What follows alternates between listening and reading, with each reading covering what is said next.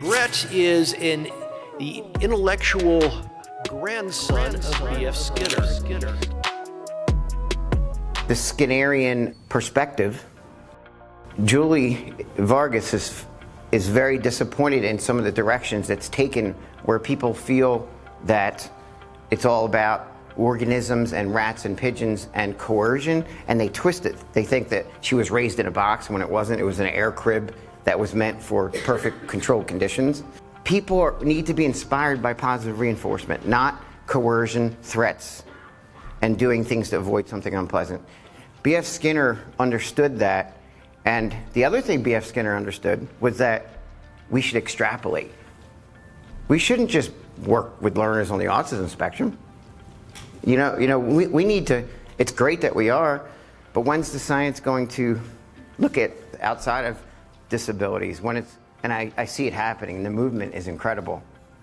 So, if you're interested in the Skinner Institute, we need people to help us. We have all this really cool footage of things that no one ever saw before.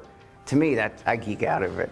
And it's stuff with Julia and her father on Christmas Day, things that are contraptions that he made to solve world problems. It wasn't just about autism. Can I just ask you guys by a show of hands something?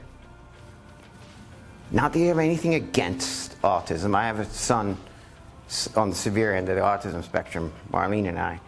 But would you be interested in applying it outside of autism? Show of hands. Raise your hand. Okay, cool. So we have to make a movement and keep pushing the limits. And it's important as a leader, you guys promote active engagement from the people that you're serving. Remember, you're serving them. It's not about our needs. Every day I wake up and realize it's so much not about me. Leaders communicate a vision. For us, one of our visions is that we disseminate. I don't think we hide that. We have our YouTube channel, we disseminate. We feel passionately about that. But what does that mean for people in the organization?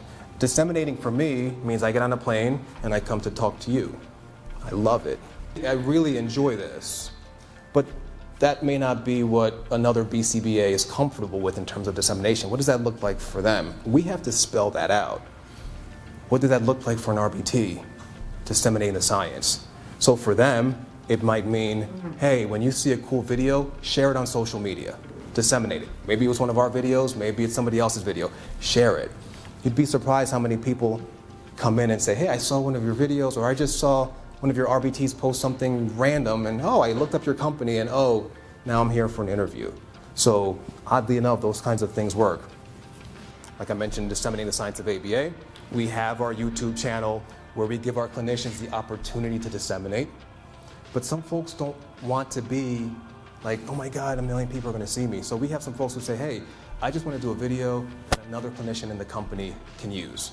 And that makes them feel really good. That adds some meaning, and it links to the vision of the company. So when it's like a cold Thursday night and it's been a really long week, okay, cool, this video is going to help somebody else in the company. And then when they say thank you, cool, I've got like another piece of connectivity here to the company.